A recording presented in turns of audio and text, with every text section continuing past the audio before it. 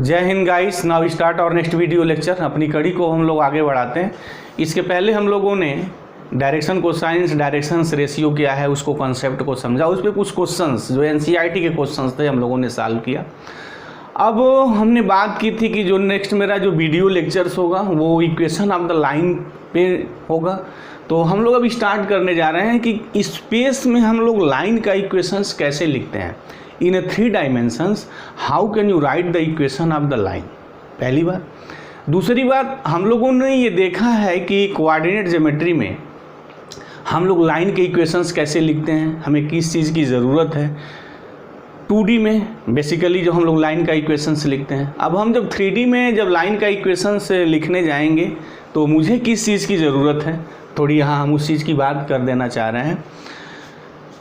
Equation of the line in space लिखने के लिए हमें जो चीज़ की ज़रूरत है वो ये है कि equation of line in space, this is the important word, please note this. Line in space uniquely determined, मतलब एक यूनिक लाइन लिख सकते हैं।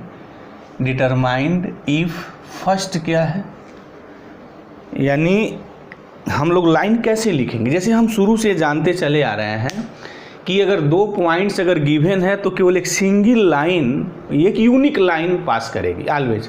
अगर 2 पॉइंट्स अगर कोई गिवन है तो always passing through a unique line.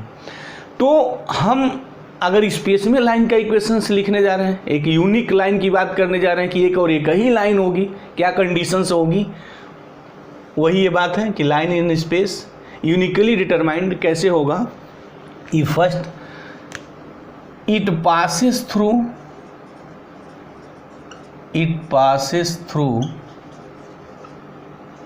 A point, it passes through a point and given direction, ये बात है। यहाँ डायरेक्शन का सेंस डायरेक्शन रेशियो और डायरेक्शन कोसाइंस दोनों बात हो सकती है। एंड गिवन डायरेक्शन मीनिंग क्या हो गई, किसी एक अद्वितीय लाइन हमें मिलेगी, हमें एक यूनिक लाइन मिलेगी अगर वो लाइन किसी एक पॉइंट से पास कर रही हो और उस लाइन का डायरेक्शन गिवन है। मतलब कि उस लाइन का इक्वेशंस क्या होगा जो एक पॉइंट से पास करता है और जिसका डायरेक्शन दिया हुआ है। तो एक ही लाइन होगी, एक से ज़्यादा लाइन नहीं होगी, यूनिक लाइन होगी। मतलब infinite numbers of the lines are, एक से ज़्यादा लाइन पास नहीं करेगी। जो भी होगी वो हमेशा एक यूनिक लाइन होगी, एक ही लाइन होगी अगर ये कंडीशंस होगी। दूसरी कंडीशंस फेमस है, सबको पता है। दूसरी कंडीशंस ये है कि it passes through 2 given points, it passes through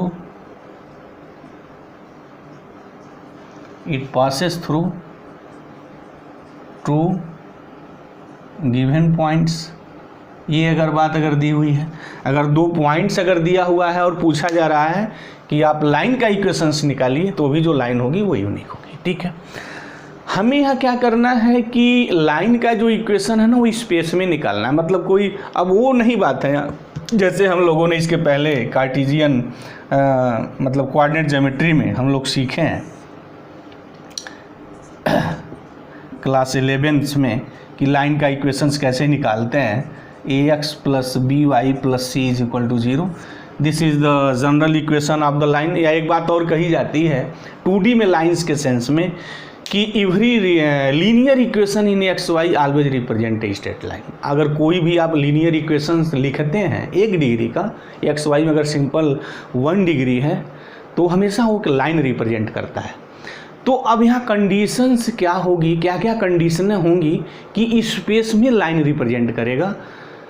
तो अब हम लोग यहाँ स्पेस में लाइन की बात करने जा रहे हैं। और एक बात और, हम लोगों का जो ट्रीटमेंट होगा पहले वेक्टर होगा, उसके बाद तो हम लोग कार्टेशियन फॉर्म उसका प्रयास करेंगे। कार्टेशियन में हम लोग कैसे लिखेंगे, मतलब हम लोग यहाँ एक ही प्लेटफार्म पे 2 तरीके से बैटिंग करने जा रहे हैं। लाइन एक ही है और उस लाइन का मैं 2 फॉर्म लिखूंगा। एक वेक्टर में और दूसरा कार्टेशियन में, या यूँ कहें मैं थर्ड एक फार्म और भी लिखूंगा जिसको parametric equation of the line कहते हैं। कम लोगों को पता है कि parametric equation of the line का कंसेप्ट क्या है, तो वो इस वीडियो लेक्चर्स में आएगा। तो हमारे साथ आप बने रहिए और चलते हैं, आनंद लीजिए।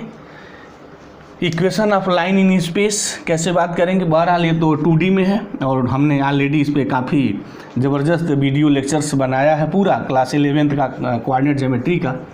तो चलते हैं अब स्पेस में देखते हैं। स्पेस का मतलब ये होगा ना कि वो लाइन ऐसे कोई भी दिस इन स्पेस, मतलब एक प्लेन में ना हो, एक प्लेन में है तब तो उसका एक पर्टिकुलर केस हो जाएगा।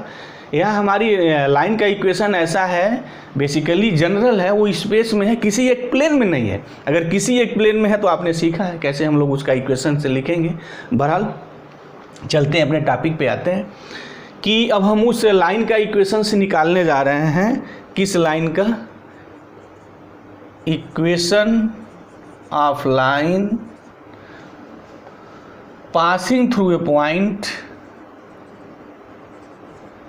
पासिंग थ्रू ए पॉइंट, पहली आर्टिकल है ये, पासिंग थ्रू ए पॉइंट, कोई भी पॉइंट है, मान लीजिए वो पॉइंट हमारा x1 y1 z1 है, साथ साथ नामकरण संस्कार भी करते चल रहे हैं। Passing through a point and parallel to given vector, given vector, और इस वेक्टर का नामकरण संस्कार मैं चलिए v कर दे रहा हूँ। आर्टिकल पहले ध्यान से समझिए। हम अब उस लाइन का इक्वेशंस निकालने जा रहे हैं जो लाइन एक पॉइंट से पास कर रही है, दूसरा एक वेक्टर गिवन है, वो लाइन उसके पैरेलल है, उसकी मैं बात करने जा रहा हूँ। तो पहले हम घर बना लें, उसके बाद घर बनाने के बाद हम इनका ट्रीटमेंट कर रहे हैं। अच्छा, इसको निकाल रहे हैं, सिंपल सा है, तो थोड़ी बात उसको देखें, क्योंकि प्रूफ जानना चाहिए, सबको जानना चाहिए।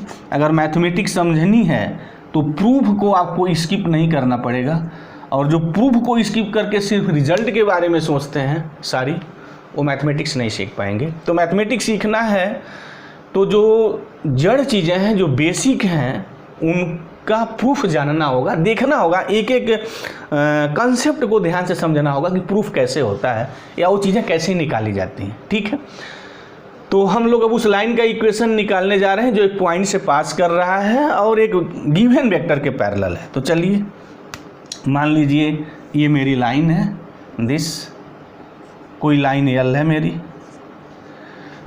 और एक पॉइंट से पास कर रही है। मान ले रहे हैं कि वो पॉइंट हमारा दिस A है, इसका कोऑर्डिनेट है x1 y1 z1, साथ साथ मैं कार्टेशियन फॉर्म भी लिखूंगा।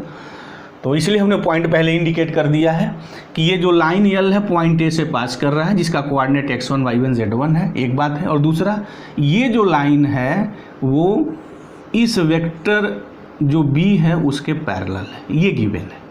अब देखिए लाइन का इक्वेशन हम कैसे निकालते हैं। वही पुरानी बातें हमारी, जैसे हम लोग 2D का कंसेप्ट था, ठीक वही कंसेप्ट यहाँ होगा। अब इस लाइन पे हम एक कोई जनरल पॉइंट P ले लेते हैं, कहीं भी दिस, इसको हम लोग वेरिएबल पॉइंट भी कहते हैं। और इस पॉइंट P के कोऑर्डिनेट को मैं XY लिखता था 2D में, तो 3D में पता है हम क्या लिखेंगे।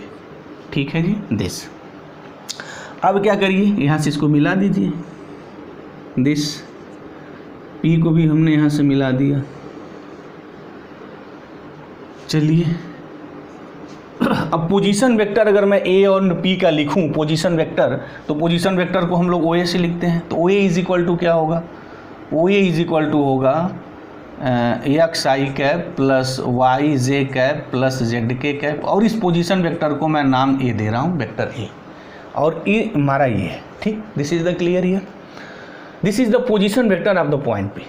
तो तो हम लोग अब P का भी निकालते हैं, और P को पता है हम लोग R से लिखते हैं, और ये हमारा XI plus YJ cap plus ZK cap, this सबको पता है। P भी द पोजीशन वेक्टर जो हम वेक्टर R से लिखते थे, और वहाँ 2D में XI प्लस YJ कैप है, ये XY हमारा उसका कार्टेशियन जो है हमारा कोऑर्डिनेट्स है, और 3D में XYZ लिखेंगे। ठीक है, अब हम यहाँ अगर AP निकालना चाहे वेक्टर AP तो बाई लॉ ऑफ ट्रायंगल सीधे निकाल सकते हैं, या हमने एक जो है ट्रिक डेवलप किया था निकालते वक्त in the form of the position vector. कैसे निकालेंगे? OP माइनस OA, सादे डायरेक्ट पोजीशन वेक्टर के टर्म में OP माइनस OA हम लिखेंगे। ठीक है जी, तो चलिए अब इसकी वैल्यू लिख दीजिए। OP क्या है? OP this is the R, और OA क्या है? A है, this is the R minus A। हो गया, ये बात तो मेरी हो गई। AP और वेक्टर AP जो है मेरा R माइनस A है, और R कहाँ है? ये लाइन L पर कोई भी पॉइंट्स है। ठीक है, अब मुझे क्या करना है? इक्वेशन ऑफ द लाइन निकालना है, राइट, यानी एक और रिलेशन ढूंढ के निकालना है जो उसके इक्वल हो जाए, तो फिर हो गया मेरा इक्वेशन। अब यहाँ एक बात कही है, अगर इसके आगे कोई कंडीशंस नहीं दी होती तो इसके आगे मेरी मैथमेटिक्स नहीं बढ़ती, हम नहीं लिख पाते। बट उसने कहा कि जो लाइन L का जो आप इक्वेशंस निकालने जा रहे हैं वो लाइन गिवन वेक्टर B के पैरेलल है। ठीक है, यानी वेक्टर जो B है वो R माइनस A के पैरेलल है, ये गिवन है, ये कंडीशंस में हमारे गिवन जो वेक्टर R माइनस A है parallel to what? Vector B।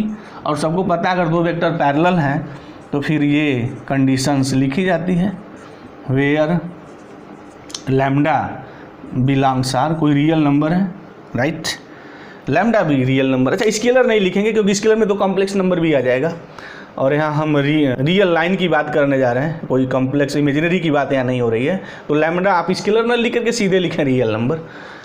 ठीक है जी, तो फिर R इज इक्वल टू हमारा हो गया A प्लस लैम्डा B, हो गया। तो this is the equation of the line. अब आपको ये ध्यान देना है कि यह ऐसी लाइन का इक्वेशन है जो पॉइंट A जिसका पोजीशन वेक्टर A है पास करता है, और ये वेक्टर B के पैरेलल है।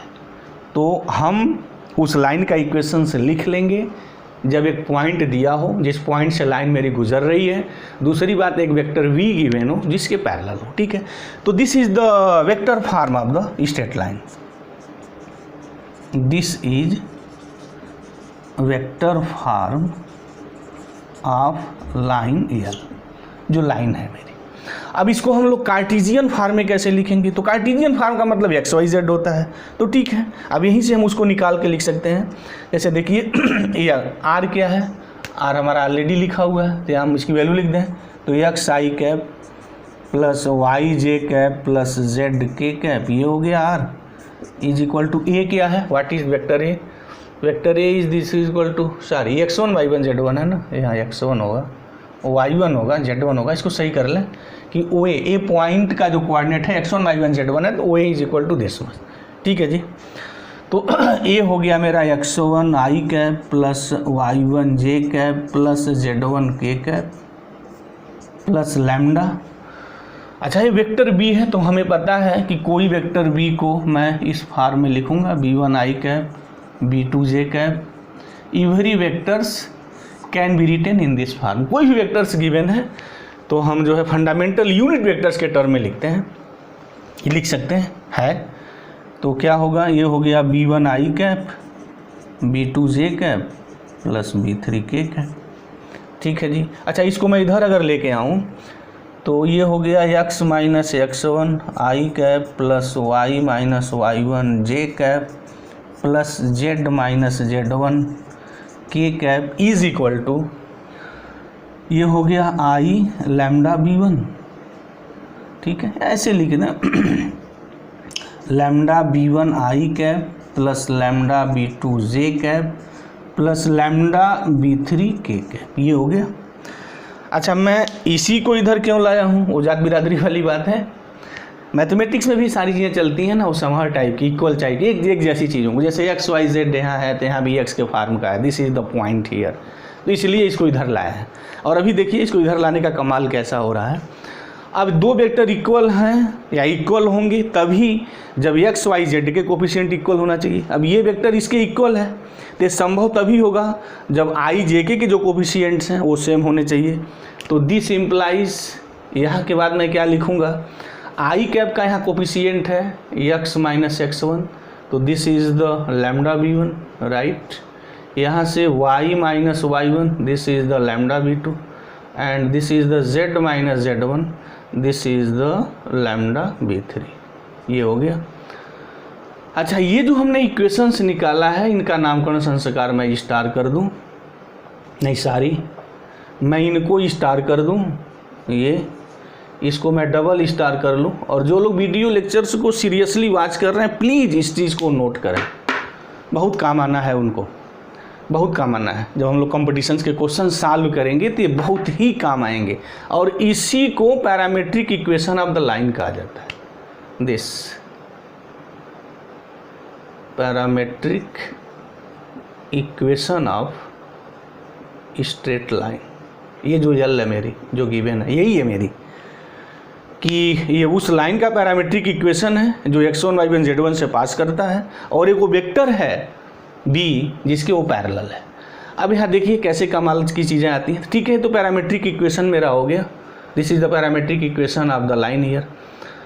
अब यहाँ अगर हम इस चीज़ को ध्यान से अगर देखें तो इस इक्वेशंस को मैं इस फार्म का भी लिख सकता हूँ। देखिए थोड़ा x माइनस x1 अपान यहाँ से मैं b1 कर सकता हूँ, इज इक्वल टू ये लैम्डा आएगा।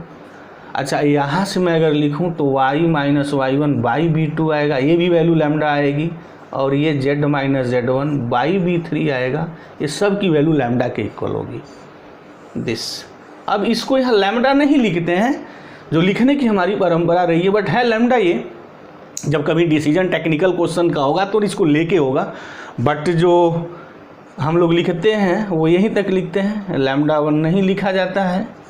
जब हम लोग किसी क्वेश्चंस की बात करते हैं, बहुत टेक्निकल प्रॉब्लम फंसती है तो वो बातें आती हैं। बहरहाल ये हो गई, ये क्या है, this is the equation of the straight line passing through the point x1 y1 z1 and this is the Cartesian form of the straight line. ठीक है जी, अब थोड़ा मैं इनको डिलीट कर लूँ तब अपनी बात कर रहे हैं। बड़ी मार्वलस रिजल्टों की अब मैं बात करने जा रहा हूँ। देखिए क्या क्या चीज़ें यहाँ आ रही हैं। अब मैं इन सब चीज़ को डिलीट कर दे रहा हूँ, मुझे इस सब चीज़ की भी ज़रूरत नहीं है, ये मैं रहने दे रहा हूँ, ये मैं हटा दे रहा हूँ।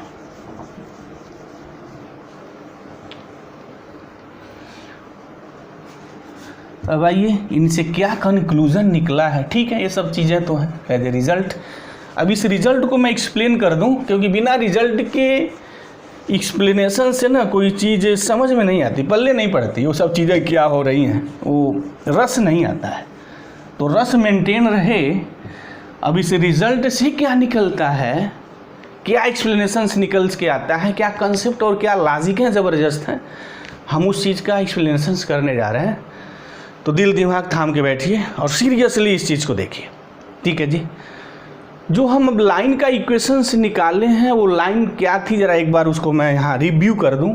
सिंपली एक चीज़ थी कि एक पॉइंट गिवन था जिसका कोऑर्डिनेट ये था, राइट, और एक वेक्टर b गिवन था।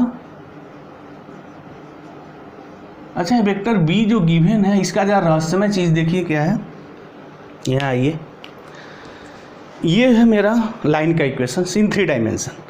तो यहाँ जो b1 b2 b3 है ना, this is the direction ratio, ये डायरेक्शन रेशियो है। क्योंकि जब वेक्टर गिवन होता है तो वेक्टर में 2 चीज़ें होती हैं, एक तो मैग्नीट्यूड होता है और एक डायरेक्शन होता है। तो हमने पहली बात लिखी थी कि उस लाइन को मैं यूनिकली डिटरमाइंड कर सकता हूँ जिसका एक डायरेक्शन गिवन है, डायरेक्शन गिवन हुआ है तो डायरेक्शन मतलब ये वेक्टर। तो जो वेक्टर दिया गया ना एक्चुअल्स में वो डायरेक्शन गिवन है कि what is the direction of this straight line. और डायरेक्शन में ही तो हमने कास अल्फा कास बीटा कास गामा का कंसेप्ट समझा था, तो डायरेक्शन कोसाइंस थे। तो आप डायरेक्शन कोसाइंस और डायरेक्शन रेशियो में कंफ्यूज मत होइएगा, दोनों बातें यहाँ एक हैं, बट वो डायरेक्शन कोसाइंस है तो L square M square plus N square is equal to 1 होगा, बस इतनी सी बात है। अगर वो डायरेक्शन कोसाइंस 1 अगर नहीं है तो फिर वो डायरेक्शन रेशियो है, बस। तो वहाँ लफड़े की बात नहीं, डजंट मैटर हियर। तो ये जो वेक्टर जो दिया था जिसके पैरेलल वो लाइन थी, ये देने का मतलब ये था कि एक्चुअल में उस लाइन का डायरेक्शन गिवन था। तो वेक्टर में ये जो b1 b2 b3 है, जो i j k का कोफिशिएंट है ना, एक्चुअल में जो लाइन आप निकालने जा रहे थे जिस पॉइंट से पास कर रही थी उसका वो डायरेक्शन रेशियो है। अच्छा, डायरेक्शन कोसाइन कब होगा बताइए, वेयर, कि वो डायरेक्शन कोसाइन कब हो जाएगा? वो डायरेक्शन कोसाइन तब हो जाएगा b1 b2 b3 direction cosine हो जाएगा अगर a वैल्यू 1 हो जाए। और मॉड ऑफ b का स्क्वायर क्या होता है किसी वेक्टर का? वो यही होता है साहब। ज़रा इधर देखिए, इन रिजल्टों से कैसे कैसे रहस्य निकल के आ रहे हैं, ज़रा देखिए ध्यान से। This is the mart of, अच्छा इसका स्क्वायर हटा दें तो कोई बात नहीं, अंडर रूट हो जाएगा, इसकी वैल्यू 1 हो जा रही है। तो अगर वेक्टर का मैग्नीट्यूड अगर 1 हो जाए तो इसकी मीनिंग होगी कि उसमें जो आई जे के का जो कोफिशिएंट है ना, वो डायरेक्शन कोसाइंस है, और डायरेक्शन कोसाइंस छुपा हुआ है। ये रहस्यमय बात है। तो जो वेक्टर पैरेलल v दिया गया था, एक्चुअल में वो जो v1 v2 v3 था, उस लाइन का डायरेक्शन रेशियो होता है। This is the direction ratio. और जो पॉइंट से पास कर रहा था x1 y1 z1, this is the coordinate here. Simple thing है, तो बात है नहीं। तो यहाँ जो हमें जो बात करनी थी, जो मेन एक रिजल्ट था, वो ये था, जब वो वेक्टर b पैरेलल कह रहा है, कुछ लाइन के पैरेलल है, तो एक्चुअल्स में उस वेक्टर में जो है लाइन का डायरेक्शन रेशियो छुपा हुआ है। This is the concept here, always keep in mind this. अच्छा यहाँ देखिए v1 v2 v3 है। और दूसरी एक बात है कि हम लोगों ने जो पैरामीट्रिक इक्वेशन निकाला था, वो पैरामीट्रिक इक्वेशंस क्या था, वो ये था, सिंपल सी अगर मैं बात यहाँ करूँ, x minus x1 is equal to ये लैम्डा b1 था, y minus y1 is equal to ये लैम्डा b2 था, and z minus z1 is equal to lambda b3 था, ये था। अच्छा पैरामीट्रिक इक्वेशन क्या है, एक बात और थोड़ा मैं यहाँ कर लूँ, और इस चीज़ को भी नोट कर लें, जो लोग सीरियसली इस चीज़ को देख रहे हैं, एक रिजल्ट के रूप में नोट करें। अगर मैं यहाँ से पॉइंट P का जो कोऑर्डिनेट था वो x y z था, अगर मैं ये बात करूँ, लिखना जाऊँ, अगर यहाँ से x की वैल्यू तो ये हो जाएगा लैम्डा b1 प्लस x1, यहाँ हो जाएगा lambda b2 plus y1 and lambda b3 plus z1। This x y z की मेरी ये वैल्यू होगी। This is the value. इस पॉइंट को मैं ऐसा भी लिख सकता हूँ। तो अच्छा लैम्डा पता होगा, गिवन होगा क्या वैल्यू है क्या नहीं है। तो मेरा जो है यहाँ इज इक्वल टू लैम्डा जो मैंने लिखा है, जो प्रोपोर्शनल जो कांस्टेंट आता है, उसकी यहाँ बात है। बहरहाल हमें कहने का मतलब क्या है कि इस एक्स वाई जेड पॉइंट को मैं ऐसे भी लिख सकता हूँ, और ये बड़ी इंपॉर्टेंट रोल प्ले बड़े टेक्निकल क्वेश्चन में करता है। जब आईटी एडवांस के क्वेश्चंस जब इस वेक्टर फॉर्म पे लाइन और प्लेन का जो मूवमेंट होता है ना, तो इस रिजल्ट का हम बड़ा यूज करेंगे। जब हम क्वेश्चंस लगाएंगे तो इस चीज़ को मैं दिखाऊंगा कि देखिए मैंने वहाँ लिखा था कि parametric equation of the line हम लोग कैसे लिखते हैं, क्या है वो चीज़ें, और उसके यूज से, इसके यूज से हम क्वेश्चंस को कैसे वेरी सिंपल वे में सॉल्व कर लेते हैं। बहरहाल एकेडमिक स्तर की जो चीज़ें हैं मेरे लिए ये पर्याप्त हैं, ये सफिशिएंट, बस यही पूछा जाएगा, how can you find the equation of the straight line. तो मुझे उम्मीद है कि जो लाइन का कंसेप्ट इन स्पेस रहा है और उसके पीछे लॉजिक और कंसेप्ट क्या रही है, बात आपको बिल्कुल समझ में आ गई होगी। अगर आपको कोई डाउट है तो प्लीज़ आप कमेंट बॉक्स में जाइए, आप कमेंट करिए। और दूसरी बात है कि ये वीडियो लेक्चर्स कैसा लगा, कौन से नॉलेज में इस वीडियो लेक्चर ने आपको इन्हेंस किया, डेफिनेटली आप कमेंट बॉक्स में लिखिए। अब इसके आगे हम लोग जो है क्वेश्चंस को पिकअप करेंगे, कुछ क्वेश्चंस लगाएंगे, उसके बाद और different form of the straight line की बात करेंगे। मुझे उम्मीद है कि ये सब सारी बातें आपको क्लियर हो गई होंगी। और प्लीज़ अभी तक इस चैनल को आपने सब्सक्राइब नहीं किया तो आप सब्सक्राइब कर लें, ताकि जो हम कोई वीडियो लेक्चर्स बनाएं तो आपको प्राप्त हो जाए। तो thank you very much guys, जय हिंद।